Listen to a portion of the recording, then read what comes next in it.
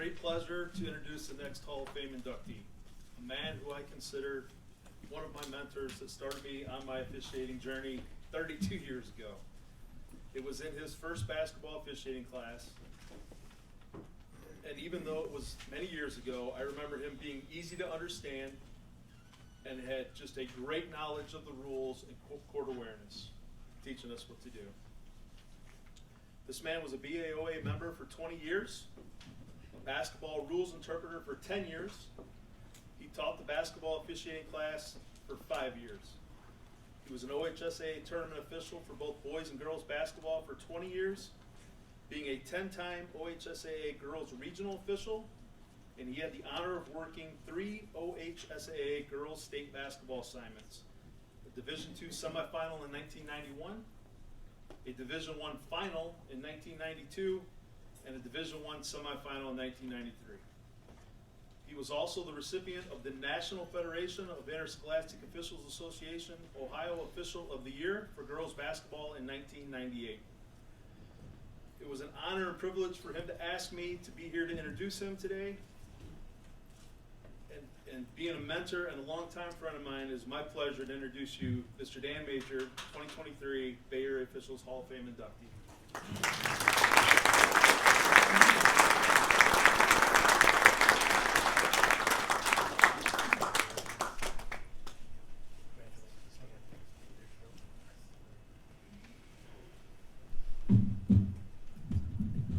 Well, I got to tell you, before I got in here tonight, I had a flashback coming in.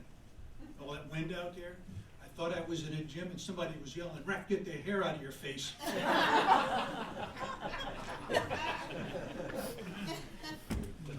Anyway, Troy, thank you so much for the kind words. And, you know, you are the kind of people that motivated all of us up here tonight to do what we do. The young people coming in, mentoring them if we can, teaching them a few things we know and don't know. And again, congratulations to all of you tonight that received honors in regards to anything you've done in officiating. Congratulations to all the other members tonight. I know all of you. I got to know Larry just now. I've got a chance to work with many of you. And you know, this means a lot to us. It also means we're old. But I want to thank all the members of the executive committee for doing this. You know, we should have done this a long time ago. And I don't know why it took this long for somebody to kind of realize this is important to what we do as an association, because it perpetuates the work we all do and have done in the past and in the future. So again, congratulations for this vision, and I commend all of you involved in that, and also those of you that will continue to do this down the road. You know, I was just a basketball official. I didn't do, as Denny here, you know, amazing Denny. You still got hair that's, you know, but that's a compliment. You know, amazing. Not long after I retired from officiating, somebody asked me, you know, what did you get up in all those 25 years of running up and down the court? And I said, you know, really several things. I got to be around some great young athletes. Anybody ever see Orlando Pace play basketball? Amazing. I mean, a man that big, the agility he had. The women. I mean, you know, the beginning of my career was really when girls basketball was becoming very, very important. And up until then, you know, it was, yeah, whatever. But, you know, you take a look at where that has come to today. But, you know, the 25 years, I also got a couple other things. You know, I got to be around some outstanding coaches. I met some great fellow officials that I still call friends today, and also 2 hip replacements.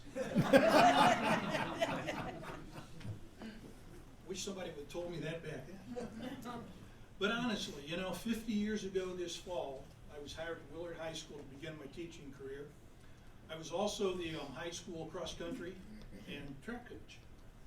And when the AD that fall said, hey, we're going to start this beginning basketball officiating class, I said, I'm not doing anything in the winter, why not? So that's how it kind of all began back 50 years ago. And I don't think I really had many expectations then.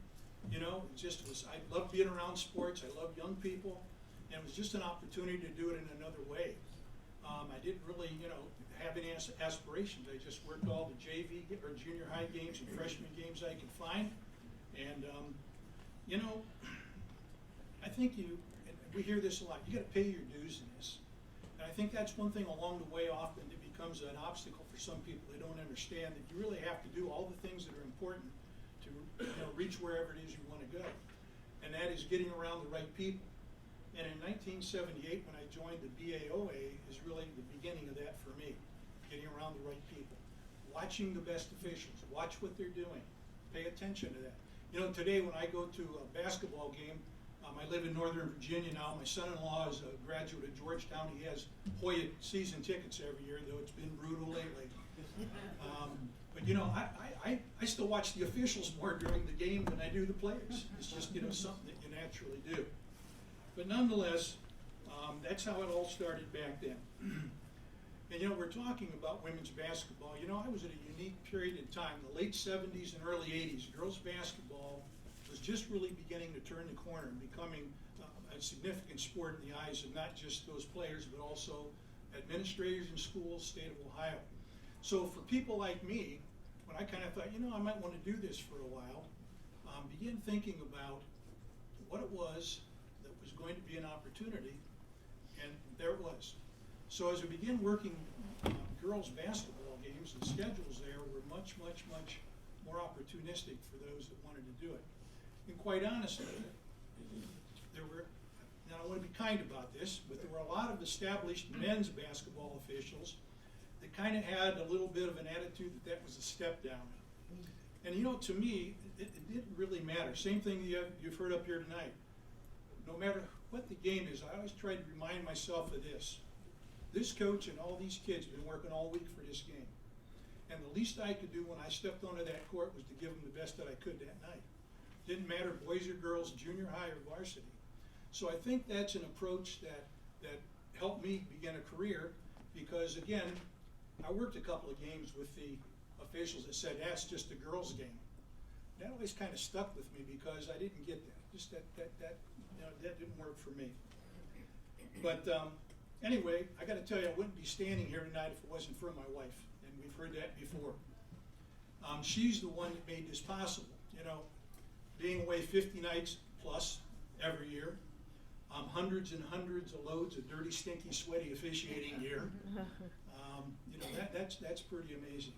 So I love you, babe, because it wouldn't happen without you. In fact, here's how dedicated she was. When we got married in '75, she felt bad about me going on these road games, and you know, it's dark in the winter, and she said, well, I'll ride along with you, and I'll kind of, you know, that way you've got somebody to, you know, be with you. And I said, well, that's great. So we went to some of these games, and of course, she was a teacher too. So she'd bring her math papers along the grade, and she'd get up in the bleachers, and she'd be doing her thing up there. Well, it didn't take some of the fans, you know which ones I'm talking about, to kind of go, who's this kind of uninterested person sitting up there? She must be connected to that guy down there. Well, she gave it a valiant attempt, but she finally said, you know, I need to be relieved from listening to night and night after of the booze. So I said, okay, fine, you don't have to worry about that anymore. Well, then we started a family, and you know, my varsity career was just really, in terms of my schedule, really kind of blossoming. I thought, I don't know if this is going to work, you know, kids, etc. And but she saw how much I enjoyed it. And so when our kids finally got in elementary age, she decided that she was going to kind of create a tradition, because I was going about every Friday night. She decided that this was going to be a fun night for the kids. They got their sleeping bags out, and they'd have popcorn and a movie, fall asleep on the floor.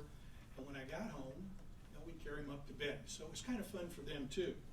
But there's a little more to that story. You see, I had a lot of good teaching friends that had boats. So I spent a lot of time in the summer on Lake Erie fishing. And of course, now it's wintertime, and I'm going a lot, doing whatever, except my daughter thought I was night fishing. Anyway, I finally did straighten her out about that. But, anyway, like all veteran officials, we have some great stories. And you know, trying to think of a couple here tonight.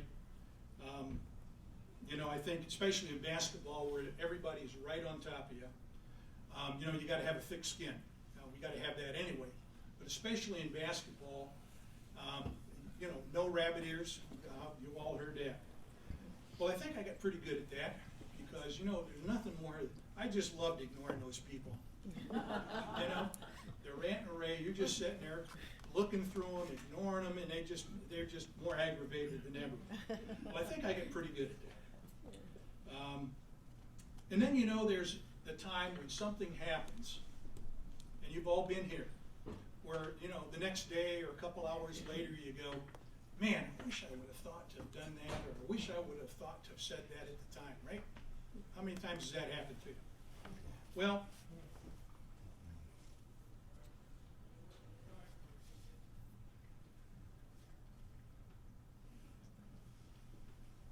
we were doing a girls' varsity game in a small gym at a small school with a small crowd. And as soon as the ball went up, the first call against the home team and everyone thereafter, there was this guy setting up as high as he could get away from the court, just whining and griping about everything. I mean, just, it was, nobody from the home school was even sitting around this guy. So about halfway through the second quarter, I take a time out to the table and I'm standing there. And this guy is just going on and on and on. I'm just, you know, doing my thing. And he goes, hey, ref. He says, I know you're ignoring me, but I know you can hear everything I'm saying. He says, I want you to know you guys are the worst officials we've had all season. So there it was. So I'm standing there thinking to myself, man, I'm going to do something. I tell all, you never talk back, never react to them right. I couldn't help myself. I said, hey, buddy, I guess that makes us even. You're the worst fan we've had all season. I'm telling you, home fans as well as the visitors, they must have laughed for 2 minutes. And I felt bad because the guy's daughter, you could tell who the daughter was on the court. She was so embarrassed. Well, the guy sat down and never said boo the rest of the game. So, and again, I got many, many, many other stories. But, you know, and again, you've mentioned Jim Masheri. First game I ever worked at Mapleton, varsity boys game was with Jim Masheri. And I was scared, you know what? And, you know, he convinced me I was going to be all right, even though I didn't think I was. The people that have gone before us, and we've all had mentors, and we've all hopefully been a mentor, and that's so critical to keeping this association going. And I don't know, Keith, he's going to come up here in a minute, but Keith, you know, the association back then, you know, I don't know how many we had. I don't know if we had more than 100 then or not, but this association has maintained quality officiating and members like no other association in this part of the state. And that says a lot about all of the people. It's not just about a few, it's about all of them. Troy mentioned a couple of things that are, I guess, a couple of highlights. And one of them certainly working the girls' D1 state championship in 1992. The game that year was between Logan Elm, led by Katie Smith. Some of you might remember Katie Smith. All-Ohio, All-American at Ohio State, All-Star in the WNBA. Well, Logan Elm was playing Pickerington, and Pickerington, a former state champ. In fact, their coach, Dave Butcher, right now has 700 wins in girls' Ohio high school basketball, the most ever. I remember standing there that day, looking around in St. John's Arena, 10 o'clock Saturday morning game. At that time, a new state record of attendance to ever watch a girls' game in Ohio. I looked it up, 12,365 people. So all of you that have been in situations like that, you're just kind of taking it out. I'm looking around there and I'm going, oh, that's pretty neat. I'm getting paid to do this too.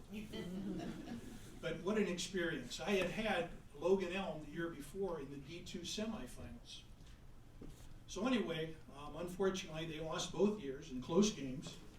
But I have the dubious distinction of calling Katie's final high school career foul on her. She fouled out with about a minute and a half to go in that state championship game. But you know, just what an opportunity to be around athletes and fans and just in an environment that is just unbelievable. And again, those of you that have worked state tournaments and many of you here tonight, you know what I'm talking about. What an honor to do that.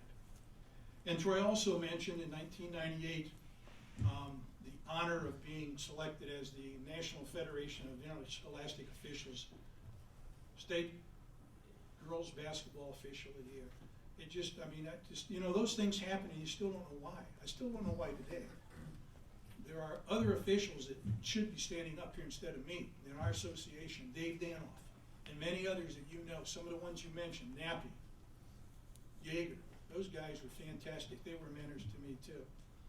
But I do remember that time when that award happened, thinking back to something that had been told to me about 5 or 6 years before that by a girls basketball official or coach, had been in many state tournaments, well respected, and I had worked at many of his games over the years. And he also ran the boys' clock at their, or the timer, excuse me, the clock at their boys' basketball games. And he told me one night, he says, Dan, you're one of the few officials I know that work as hard in a girls' game as you do in a boys' game.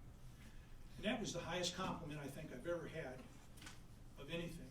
And it just always kind of, I guess, resonated with me to the fact that, as all you've said, you know, all the hard work you put in, all the things you do to be around young people, to be around coaches, administrators, I mean, that kind of makes it all worthwhile.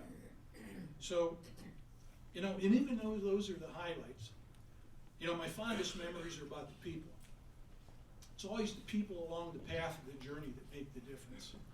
It's always the people that you're engaged with. No matter who you are or what you're doing, they're the ones that when you think back to those 25 years or whatever it is of doing something, that you remember. So those are my fondest memories, the people, the friends I made, and the people that I got to have an opportunity to be around. So I just want to simply say that, you know, the association, you clearly got the right people in leadership. I encourage you, and I commend you for doing that. I want to congratulate all of the other recipients tonight. Again, I know all of you so well. You've earned it. And as you say, there's many more that should be up here, and hopefully down the road that will happen. So I want to thank you for this very unexpected honor that I will treasure for a long, long time. Thank you very much.